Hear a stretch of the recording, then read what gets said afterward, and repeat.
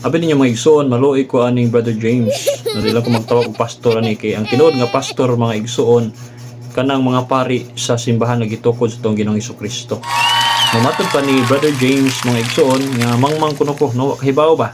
Sa Tagalog pa mangmang sa Bisaya kanang way kahibaw no or bugo no.